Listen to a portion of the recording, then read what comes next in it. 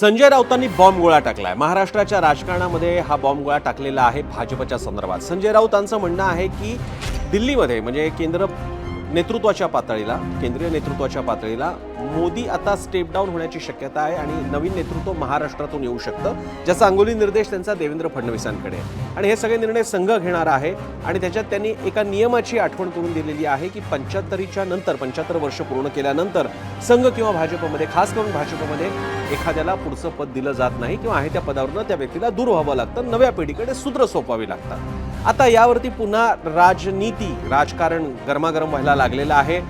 चंद्रशेखर बावनकुळे भाजपचे नेते आहेत, ते म्हणालेले आहेत की असा कुठलाही नियम नाही। देवेंद्र फडणवीस यापूर्वीच म्हणालेले आहेत की वडील हयात असताना सत्तेची आकांक्षा करणं ही मुघली प्रवृत्ती आहे, आपली संस्कृती नाही आणि असा आम्ही कोणताही विचार करत नाही। उलट 2029ला मोदीच पंतप्रधान व्हावे हीच आमची इच्छा आहे, मनीषा आहे, असं ते म्हणालेले। पण म्हणून चर्चा होणं काही थांबलेलं नाहीये। याचे अर्थ काय आहेत, नेमकं आत्ताच संजय राऊत असं का म्हणतात, असं विधान त्यांनी का केलं असावं, ज्याची चर्चा आणि याची दखल एवढी घेतली गेली संघाकडून, भाजपकडून, याबद्दल आपण चर्चा करणार आहोत आज रात्री 7:56 झिरो आवरमध्ये एबीपी माझावर माझ्यासोबत पात्रा एबीपी माझा।